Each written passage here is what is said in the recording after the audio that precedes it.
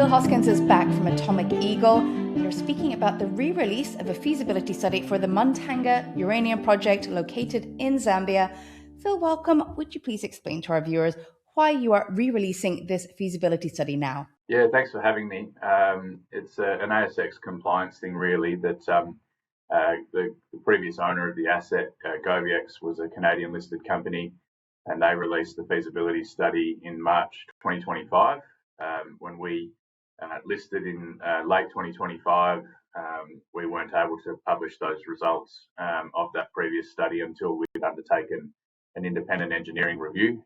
We engaged Prodeo, who helped Lotus Resources with the restart of their uranium mine in Malawi, and very pleased that the outcomes of that independent engineering review have confirmed that the inputs into that study were all reasonable on a material basis, and that gives us an excellent baseline moving forward from a technical study point of view as we seek to put our own imprint on this project moving forward.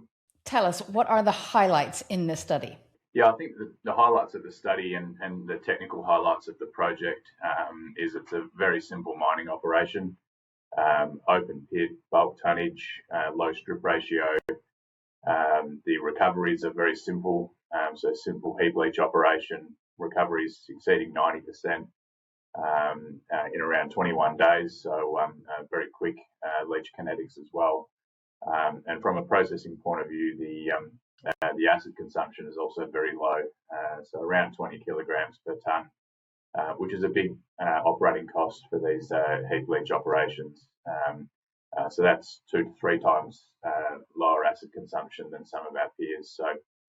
So we're really excited about some of those technical parameters, and they are what drew our team to this project to begin with. We'd identified it was undervalued significantly on the TSX, and so those technical points remain true, and I think it's a great baseline for us to then, as I said, put our own imprint on this project moving forward. Well, finally, Phil, we know that the strategy is all about resource growth.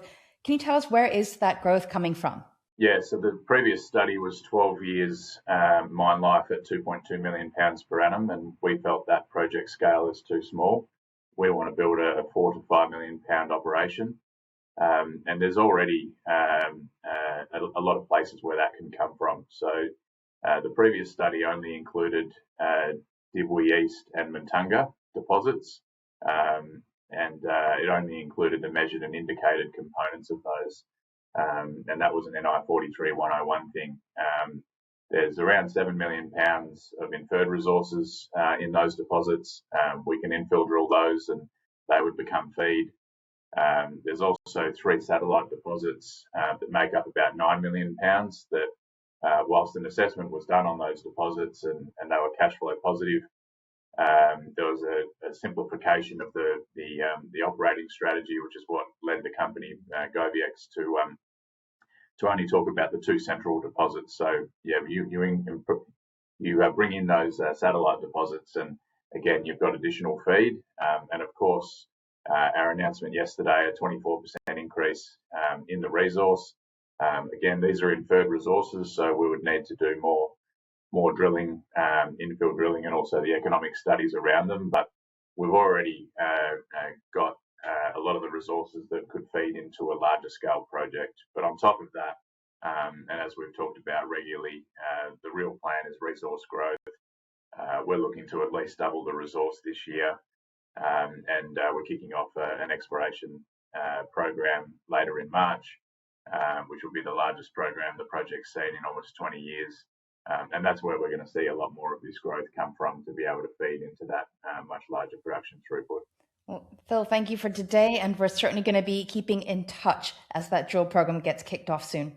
Look forward to it. Thanks for having me.